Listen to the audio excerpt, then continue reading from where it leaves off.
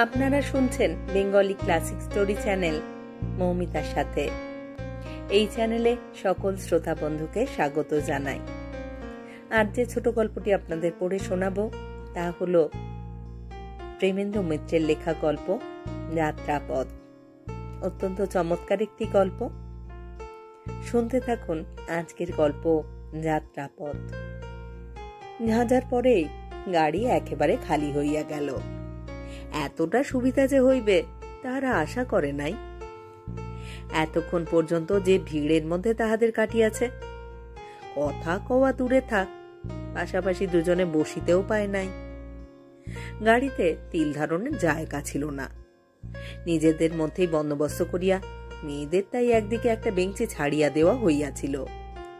পুরুষেরা বাকি বেঞ্চিগুলি ও সুটকেস ট্রাঙ্কের উপর যে যেখানে যেমন সুবিধা বসিয়াছিলেন। মধুপুর হইতে এই গাড়ি খালি হইতে আরম্ভ করিয়াছিল। ঝাঁঝায় তাহাদের দুইজন বাদে আর সকলেই মোটঘাট সমেত নামিয়া গেলেন। নতুন কেহ সেখান হইতে গাড়ি ছাড়া পর্যন্ত উঠে নাই। সুতরাং পরে স্টেশন পর্যন্ত এবং ভাগ্য ভালো হইলে আরো বহুদূর তাহারা একেবারে নির্ঝঞ্ঝাটে যাইতে পারিবে। গাড়ি ঝাঁঝা হইতে ছাড়িতেই মলিনা মাথার ঘোমটা সরাইয়া মুখ ফিরাইয়া একটু হাসিল। অজয় এই হাসিটুকুর প্রত্যাশা করিতেছিল।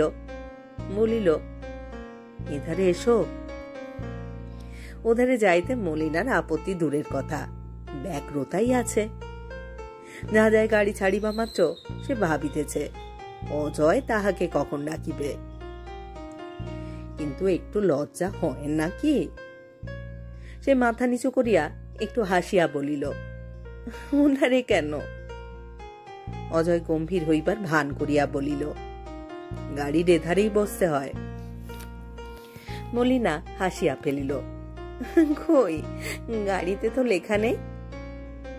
সব কথা কি লেখা থাকে? বুঝে নিতে হয়। মারে, তুমি এধারে আসতে পারো না বুঝি? মুখে বলিলেও মলিনা কিন্তু উঠিয়া আসিতে দেরি করিল না। গাড়িতে জায়গা প্রচুর, কিন্তু তাহাদের বসিবার ধরন দেখিয়া তাহা মনে হয় না। দুজনে ঘেঁষাঘেঁষি হইয়া বাহিরের দিকে মুখ করিয়া বসিয়াছে। খোলা জানালা দিয়া শীতের দুপুরের ঈষৎ উষ্ণ মধুর হাওয়া ঝড়ের মতো ট্রেনের কামরায় ঢুকিয়া মলিনাকে একটু ব্যতিব্যস্ত করিয়া তুলিতেছে। গায়ের কাপড় সামলাইয়া বসিতে মাথা চুলগুলি উড়িয়া উড়িয়া মুখে পড়ে। মুখের চুলগুলি ঠিক করিতে গেলে আঁচল উড়িয়া আসিয়া মুখে চাপা দিয়া দেয়। মলিনার দুরবস্থা দেখিয়া নিজেই তাহার চুলগুলা সরাইয়া দিয়া অজয় বলিল, জানলা বন্ধ করে দেব? মা, তাহলে কি দেখব? গাড়ি চড়ে যদি বাইরের কিছু দেখতেই না পেলাম তবে লাভ। ভেতরে দেখবার কিছু নেই কেন?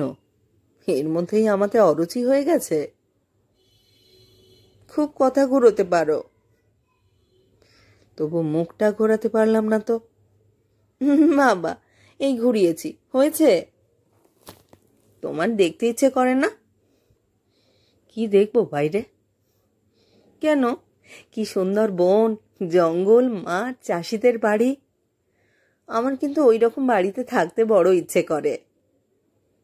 ও, ইচ্ছেটা ট্রেনের এই কামরাটা বোধহয় তৈরি হওয়া অবধি প্রতিদিন শুনে আসছে। তার মানে সবাই একদিন ট্রেনে চড়ে আর ও কথা বলে। তা আমিও না হয় বললাম, আমি তো আর অসাধারণ কেউ নই যে শুধু নতুন কথা বলবো। কিন্তু যা বলো তাই যে নতুন লাগে। খুব হয়েছে, থাক, কিছুই হয়নি এখনো। আচ্ছা, এরকম একটা কামরা বরাবর একলা পেলে কিরকম মজা হতো? মলিনা বলিল, বাবা, সে তো কত টাকা। হোক না কত টাকা, কিন্তু কি সুন্দর হয়। অত টাকা খরচা বলে? অজয় হাসিয়া ফেলিল, তুমি কি ভাবছ আমি এক্ষুনি রিজার্ভ করতে যাচ্ছি? না, মলিনা তা মোটেই ভাবে নাই। কথাটা একরকম নিজের অজ্ঞাতে অজয়কে খুশি করিবার জন্যই সে বলিয়াছে। অজয় যে এমন একটা বেহিসাবি কাজ করিয়া বসিতে পারে সেরকম ধারণা করিবার মতো কিছু পায় নাই। বরং এ বিষয়ে সামান্য, এখনো অতি সামান্য কেমন একটু খোঁজ তাহার মনে আছে। হাওড়া স্টেশনে উঠিবার সময় কুলির ব্যাপারটা তাহার ভালো লাগে নাই। সামান্য 2টা পয়সা লইয়া অতখানি হইছই, অমন ঝগড়াঝাটি, কেলেঙ্কারি। হ্যাঁ, একটু কেলেঙ্কারি বই কি। তাহার স্বামী যে করিতে পারে এ যেন সে কল্পনাই করিতে পারে না। ব্যাপারটা তাহার ভালো লাগে নাই। কিছুই সেটা নয় এই বলিয়া অবশ্য সে সেটা উড়াইয়া দিয়াছে, কিন্তু একেবারে ভুলিতে পারিয়াছে কি। কুলিটাকে দাঁত খিঁচাইয়া উঠিবার সময় তাহার স্বামীর মুখে সেই অপ্রত্যাশিত বিকৃতি, সেটুকু সে মনে করিয়া রাখিতে সত্যই চায় না। আশ্চর্যের বিষয়, সে মুখ মনে পড়িলে কেমন যেন অহেতুক তাহার ভয় করে একটা। এটা তাহার অবশ্য নেহাত ছেলে মানুষই, কিন্তু সত্যই কুলিটাকে 2টা পয়সা দিলে কি ক্ষতি ছিল। গোড়ায় কথা দিয়া শেষে অমন কম দিলে সে তো গোলমাল করিবেই। সামান্য একটু ব্যাপার এমন করিয়া মনে রাখা তাহার নিশ্চয় অন্যায়, কিন্তু কামরা শুদ্ধ লোকের মধ্যে তাহার কি লজ্জাই করিয়াছিল। বিশেষ করিয়া এমন একটা দিনে অমন ব্যাপার না ঘটিলেই হইত নাকি। বিবাহ হইয়াছে তাহাদের মাস 6, কিন্তু বিবাহের পরই বাবার অসুখের জন্য তাহাকে বাপের বাড়ি থাকিতে হইয়াছে, এবং অজয় তাহার চাকরিস্থল পাটনা ছাড়িয়া একবারের বেশি দেখা করিতে আসিতে পারে নাই। সুতরাং তাহারা পরস্পরের কাছে একেবারে নতুন বলিলেই হয়। এই প্রথম। শুধু যে সে স্বামীর সঙ্গে তাহার কর্মস্থলে যাইতেছে তাহা নয়, এতখানি একত্র থাকিবার সুযোগও সে প্রথম পাইয়াছে। এ যাওয়ার অপূর্বতা ওই ছোট ঘটনায় কেমন যেন একটু ক্ষুণ্ণ হইয়াছে। তাহার স্বামী যে একটু হিসাবী, এটুকু অবশ্য মলিনা এইটুকু পথের মধ্যেই না বুঝিয়া পারে নাই। সে নিজে অন্যরকম আবহাওয়ায় মানুষ। তাহার বাবা এক জীবনের মধ্যে বহু পুরুষের অর্জিত বিশাল সম্পত্তির সদ ব্যয়ে ও অপব্যয়ে উড়াইয়া দিয়া ফতুর হইয়া আসিয়াছেন। তাদের বাড়িতে অর্থের মূল্য সে অন্যভাবে বুঝিতে শিখিয়াছে। তাই অজয়ের ছোটখাটো আচরণ তাহার কাছে বুঝি কেমন অদ্ভুত থাকে। পানওয়ালার কাছে একটা অচল দোয়ানি চালাইয়া তাহার সেই অদম্য উল্লাস একটু অস্বাভাবিক নয় কি? মলিনা সত্যই বিস্মিত না হইয়া পারে নাই। বর্ধমান হইতেই ভিড় শুরু হইয়াছিল। তাহার আগে তাহারা একদিকেই বসিয়াছিল। 2-4টা কথা বলিবার সুযোগ তখন ছিল। মেমারি হইতে একদল সাঁওতাল কুলিমজুর না জানিয়া শুনিয়া তাহাদের ইন্টার ক্লাসে উঠিয়া পড়ে। গাড়ি তখন ছাড়ে ছাড়ে। তাহাদের কাকুতি মিনতিতে কেহ আর তাহাদের নামাইয়া দিতে পারে নাই। মেজের উপর তাহারা সকলে মিলিয়া কোনো রকমে বসিয়াছে। বর্ধমানে তাহারা নামিয়া যাইবার আগে মলিনা অজয়কে একবার চুপি চুপি বলিয়াছে, দেখো ওই সাঁওতাল মেয়ে দুটো আমাদের দেখিয়ে কি বলা বলি করছে। তোমায় দেখে অবাক হয়ে গেছে বোধ হয়। হা, আমার দেখে অবাক হবে কেন? তোমায় দেখে হয়েছে। ভাবছে বোধ হয় এমন সুন্দর লোকের এমন প্যাঁচার মতো বউ। ইস, খুব যে ঠাট্টা শিখেছ। কিন্তু মলিনা ঠাট্টা ঠিক করে নাই। মলিনা কুৎসিত অবশ্য নয়, কিন্তু অজয় সত্যই সুপুরুষ। 10 জনের মধ্যে দাঁড়াইলে তাহাকে আলাদা করিয়া দেখিতেই হয়। তাহার কাছে মলিনা নিতান্ত সাধারণ।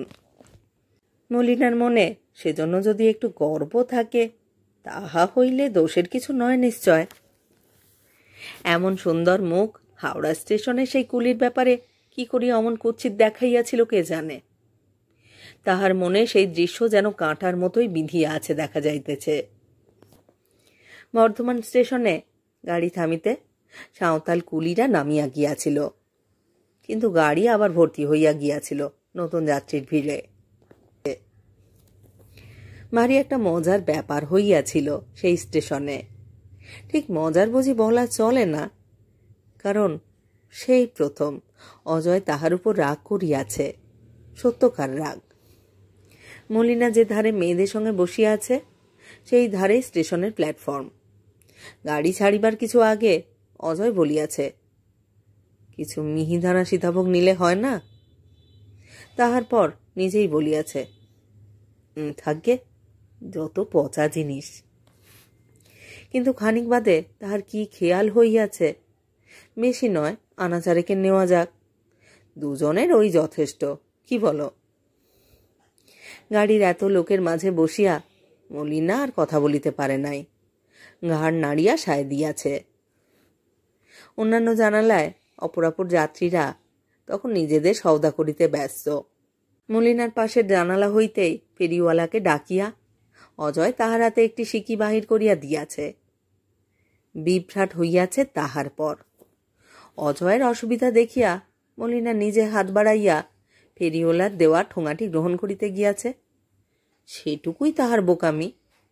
ধরিবার দোষে ঠোঙাটি আর ভিতরে পৌঁছায় নাই, প্ল্যাটফর্মে পড়িয়া গিয়া সমস্ত খাবার ছড়াইয়া নষ্ট হইয়া গিয়াছে। মলিনা এমনি লজ্জায় এতটুকু হইয়া গিয়াছিল, কিন্তু সহসা স্বামীর অতটা তিক্ত কণ্ঠ সে আশা করে নাই। ফেললে তো? আশ্চর্য! কথাগুলি নয়, গলার স্বর ও মুখের অস্বাভাবিক কাঠিন্যই মলিনাকে বিমূঢ় করিয়াছে। অজয় সত্যই রাগ করিয়াছে। চেষ্টা করিয়াও সে রাগ অজয় যে গোপন করিতে পারিতেছে না, তাহা স্পষ্ট বোঝা যায়। গেল 4 আনা পয়সা জলাঞ্জলি, একটু ভালো করে ধরতে পারো না? গাড়ির অন্যান্য অনেকে বরং সহানুভূতি স্বরে বলিয়াছে, হাত ফসকে এমন যায় মশাই, আফসোস করে আর কি হবে, ও আবার কিনে নিন। অজয় বিরক্ত মুখে শুধু কিন্তু ফেরিওয়ালাকেই খানিক্ষণ অসাবধানতার জন্য বকাবকি করিয়াছে, কিনিবার আর নাম করে নাই। এসব ছোটখাটো ব্যাপারকে আমল দেওয়া উচিত নয়। মলিনা ইহাতে পাছে স্বামীকে সামান্য একটু ছোট ভাবিতে হয়, সেই জন্য নিজের উপরই রাগ করিয়াছে। দোষ তাহার নিজেরই। তাহার বাপের বাড়ির সংসারে সবকিছুই আলগা, সেখানে সে কোনো বিষয়ে সাবধানী হইতে শেখে নাই। নূতন করিয়া নিজেকে তাহাকে গড়িতে হইবে এবার। তাছাড়া এসব তুচ্ছ জিনিস ধর্তব্যই নয়। যেখানে তাহাদের সত্যকার আনন্দ লোক, সেখানে তো ইহার স্থান নাই। মলিনা এসব কথা জনিত বুঝি একটু অন্যমনস্ক হইয়া গিয়াছিল। অজয় এবার তাহাকে নাড়া দিয়া বলিয়াছে, কি ভাবছ? মলিনা হাসিয়া বলিয়াছে, কিছু না। মা, কতক্ষণ চুপ করে আছো জানো? বাড়ির জন্য মন কেমন করছে না তো? তা করতে নেই। নেই কেন? কিন্তু আমাকে কি একেবারে ভুলে যেতে হয়? মলিনা হঠাৎ একটা কথা মনে হওয়ায় বলিয়া ফেলিয়াছে, আমি ভুলবো কেন? তুমি বরং মাঝে একেবারে ভুলে গেছলে। কখন আবার? এমনভাবে কথাটা বলিবার মলিনার ইচ্ছা ছিল না, কিন্তু যখন মুখ দিয়া বাহির হইয়া গিয়াছে, বলিয়া ফেলাই ভালো। আহা, মনে নেই যেন। ঝাঁঝায় যারা নেমে গেল গো, তোমার দিকে থেকে থেকে চাইছিল, নামবার সময়ও পিছু ফিরে তাকালো। তুমিও তো চাইছিলে, আমি যেন দেখিনি। অজয় হাসিয়া উঠিয়াছে। মলিনা আবার বলিয়াছে, বেশ সুন্দরী, কিন্তু তোমার সঙ্গে মানাতো, তবে পারি বেহায়া বাপু। অজয় হাসিয়া বলিয়াছে, বেহায়া বলছো কেন? ইস, বড্ড বাজলো যে, আলাপ হয়েছে নাকি? অজয় হঠাৎ গম্ভীর হইয়া বলিয়াছে, আলাপ? হ্যাঁ, আলাপ তো ছিল। তাহার পর একটু থামিয়া বলিয়াছে, আর একটু হলে ওর সঙ্গে বিয়ে হয়ে যেত যে। মলিনা উৎসুক হইয়া বলিয়াছে, ও মা, সে কি? তবে কথা কইলে না যে? অজয় তেমনই গম্ভীরভাবে বলিয়াছে, কথা আর কি কওয়া যায়? মলিনার মুখ বুঝি একটু ম্লান, তবু উৎসুকভাবে সে বলিয়াছে, কি হয়েছিল বলো না গো। সে বলতে কি ভালো লাগে? বিশেষ করে তোমার কাছে কি উচিত? না না, খুব উচিত, তুমি বলো। অজয় শুরু করিয়াছে। তখন কলকাতাতেই থাকি। আমার সঙ্গে সেখানেই আলাপ। আমাদের বাড়ির পাশেই থাকতো। মস্ত বড় লোকের একটি মাত্র মেয়ে, বাপের অগাধ সম্পত্তি। সেরকম তো সাজ পোশাক নয়, ইন্টার ক্লাসে যাচ্ছে। ওই রকম স্বভাব।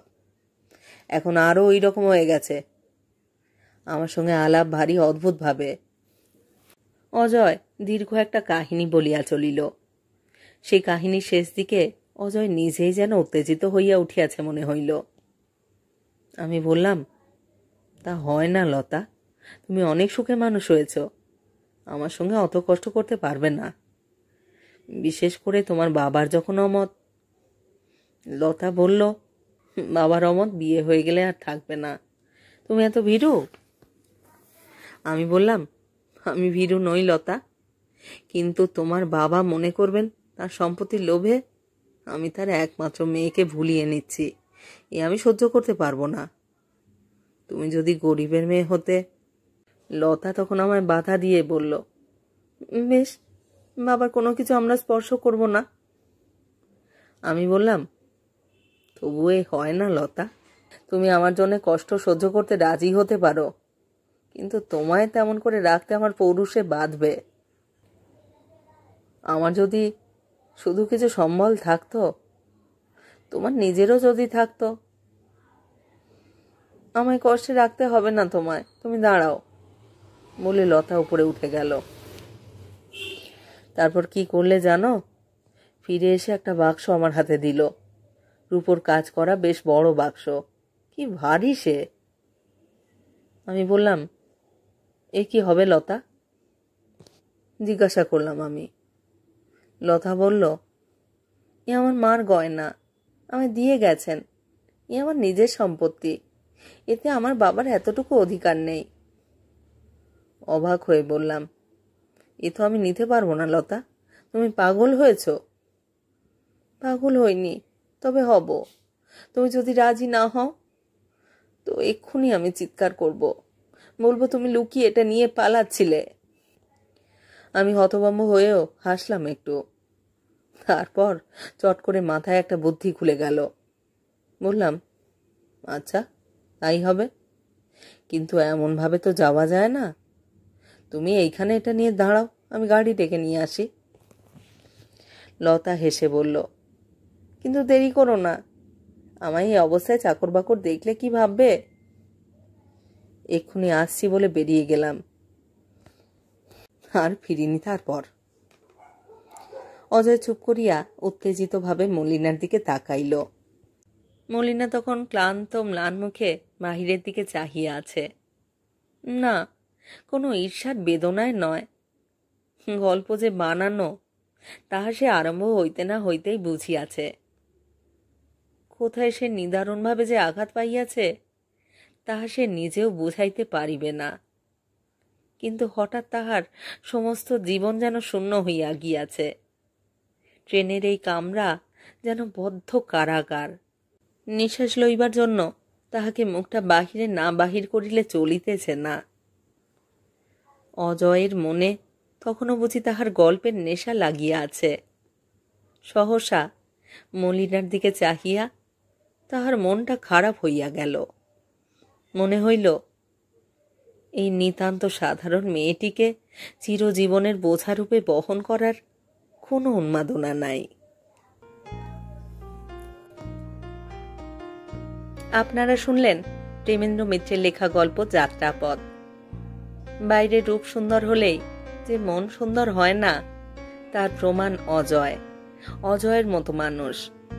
মলিনার জন্য সত্যই বেদনা বোধ হয়। চিরজীবনই হয়তো সে দুঃখের মধ্যেই থাকবে। স্বামীর গরবে গরবিনী হওয়ার সৌভাগ্য তার হবে না। এই চ্যানেলে যারা আমার পুরো গল্প পাঠ শুনছেন তাদের জানাই আমার আন্তরিক ধন্যবাদ। যদি আমার গল্প পাঠ আপনাদের ভালো লাগে অবশ্যই একখানি লাইক করবেন এবং গল্পটিকে আপনাদের প্রিয়জনের সাথে শেয়ার করতে ভুলবেন না। আপনারা যারা এখনো এই চ্যানেলটি সাবস্ক্রাইব করেননি তাদের অনুরোধ সাবস্ক্রাইব করে সাথে থাকার। আপনাদের পছন্দ অপছন্দ, আপনাদের মতামত কমেন্ট বক্সে অবশ্যই আমাকে জানান। আপনাদের মতামত অত্যন্ত মূল্যবান, আমার এগিয়ে চলার অনুপ্রেরণা। প্রতীক্ষায় রইলাম আপনাদের মতামতের। সবাই ভালো থাকুন আর থাকুন পরের গল্পের অপেক্ষায়।